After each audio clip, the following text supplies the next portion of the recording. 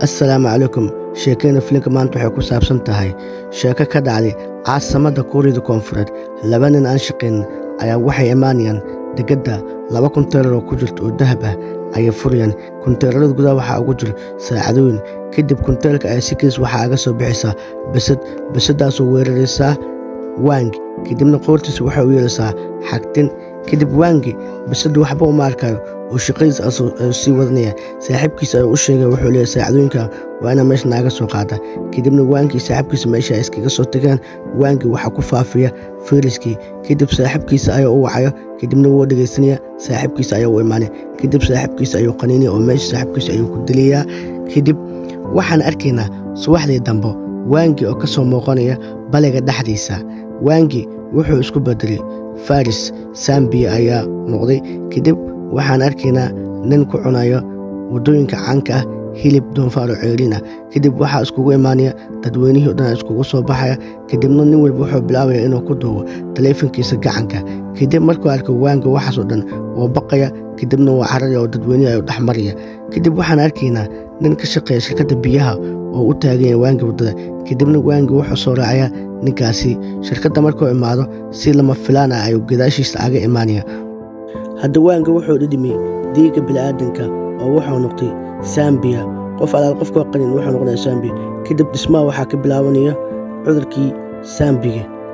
Maadam oo ah gabadh aruurinaysa lacagta guryaha ayaa arkaysa dhibaatada meesha ka tagan. Kadibna shaqaalaha waxay ku amraysaa inay dhibaatadani meesha ay ka soo xaliyaan. Nasiib daro arrinta meeshan ka socota ma arrin meesha laga xalin karo oo dhibaatada ay aad u sii badanayso. Markay aragtay maadam dhibaatada meesha ka tagan, shaqaalaha waxay amar ku siinaysaa dhammaan albaabaha in la soo xiro. Kadib shaqaalihii ayaa soo baxaya. Kadibna wuxuu soo aaday dhanka albaabka.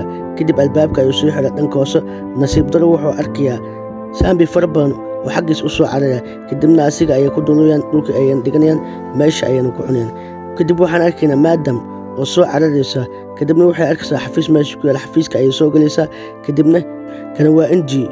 Waxay si lama filaan u arkaysaa maadam ninkii Wangi ah oo shaashada ka soo muuqda. Kadibna waxay u sheegaysaa ninkan inuu yahay nin halis ah waana ninkii ku cunayay wadada dhexdeeda doonfaarka. Waxayna leedahay halkaan ayuu joogaa dhammaantiin way noo dhamaatay meeshan waan iskaga banay. NG midaas ma yeelaayo oo wuxuu leeyahay waa beentaada. Hadday midaas ay jirtana waa inaan filan aan ka sameeyaa. qofkan qofku cunay waa inaan filan ka sameeyaa. Kadibna wax walba ay u sharxaysaa laakiin asiga ka qaadan maayo. Kadibna way soo baxeen NG iyo asxaabtiisa waa israaceen.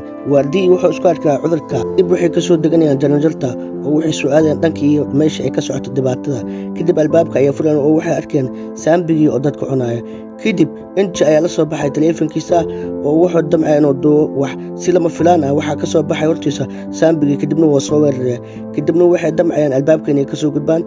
Kadib albaabkii ayaa la soo xirayaa oo waxa soo xiraya. Kadibna way soo cararayaan oo meesha dhan ay iskaga soo tagayaan. Mijon waxay damcaysaa inay wacdo caawinaad. Taleefankeena waxa ahay NG. Kadib taleefanka ayaa leedahay si NG wuu diiday oo wuxuu leeyahay duusada ii socod taleefanka kuma siinayo oo wax meesha ka dhacayo dhan wuxuu maleeyaa mana abaal inay tahay oo halista dhandu ma aaminsanayo. Kadibna waxaa soo weeraraya bahalkii Wan kaasoo damcayo inuu ayaga laayo. Kadib asii waxaa isdagaalayo. Kadibna dhinac walba ay isku dagaalayaan. Kadib wuu ka adkaanaya oo wuxuu ku tuuraya NG oo xaggooda. Kadib markuu arko NG in asaga lagu soo tuuro ninkan. Kadibna wuxuu sameynayaa shaqaalihiisa mid ka mid ah ayuu ku tuuraya soo asiga u badbaado. Kadibna meesha ayuu iskaga soo cararaya NG. Kadibna meesha dhan ayay ka soo fogaanayaan ayay ka soo cararayaan. Kadibna waxay soo aadayaan dhankii xafiiska. Kadib Minjon taleefan meesha yaale ayay soo qaanaysaa. Kadibna maadam ayaa taleefanka ka tuurayso. Waayo sababtoo ma rabto maadam in la ogaado dhibaatada meesha ka dhacday. Waayo sababtoo waxay ilaalinaysaa sharafta dhismaha ayay ilaalinaysaa. Kadibna way cabaadaysaa si lama filaan gadaasheed waxaa ka soo baxaya bahalkaasoo ku dhigayo maadam. Kadibna ninkii NG waxaas dhan waxa uu maleynayaa mana abaal oo wuxuu ka duubaya taleefankiisa dhibaatada dhanba ma u jiro. Muuqaal kaliya ayaa u daran oo muuqaal ayuu ka duubaya. Kadib waxaa isdagaalaya Joy iyo Sambigii ayaa isdagaalaya. Sambigina aad ayuu u tababaran yahay. Kadibna dagaal culus ayaa meesha ku maraya. Kadib NG iyo Samon way soo baxayaan oo waxay u soo aadeen banaanka. Kadibna ugu dambeyntii wuu ka adkaanaya Joy Sambigii. Kadib wuxuu arkay Wang oo u soo cadaya dhanka NG iyo Samon oo u soo cararaya. NG markuu arko wuxuu sameynaya Samon ayuu gabaad ka dhiganaya. kadibna Joy ayaa soo baxaya oo gacanta Simon ayuu ka qabanaya kadibna waxaa meesha lagu cunayaa NG. kadib Simon iyo Joy meesha ayay iskaga soo tagayaan waayo sababta waxaa badatay dhibaatadii sidaa darteeda meesha way ka soo cararayaan oo waxay soo aadayaan dhankii iyo maqaasiinkii. kadib waxaan arkaynaa meeshoo dhan oo waxa wada noqod wada saambiga oo wato ugaarsigooda oo raadinaya qof ay cunaan. kadibna Joy iyo Simon waxay soo aadeen baqaarkan ay soo galeen. kadib John Simon waxay u sheegaysaa marnaba meeshan inay ka bixi karaan labadooda waayo saambiga ayaa meel walba ku hareersan. kadibna Joy fikrad ayuu kana meelaha ayuu eegaya kadibna wuxuu arkayaa raadi. ugu dambeyn wuxuu u sheegay inay meeshan ka baxeen. kadib raadigii ayuu soo qaadaya xarig ayuu kusoo xiraya kor ayuu kasoo laalaadanaya. kadibna saambigii waxay soo maqlayaan muusiga oo rekoorka kadibna dhankii rekoorka ay soo aadeen kii dhintay xataa saambiga wuu soo kacaya.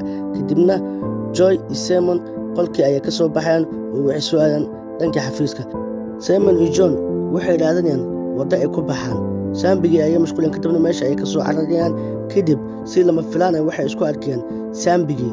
kadib saambigii iyo Joy ayaa isdagaalaya kadibna meesha waxaa ku dhex maraya dagaal culus. kadib waxaa imaanaya NG kaasoo soo istaagaya Simon gadaasheeda kadibna wuxuu taabanayaa gacanteeda. kadib Simon waxay soo xasuusinaysaa tababarka oo siiyey John kadibna waxay isku difaacaysaa tababarkii kadibna waxay ka adkaanaysaa NG.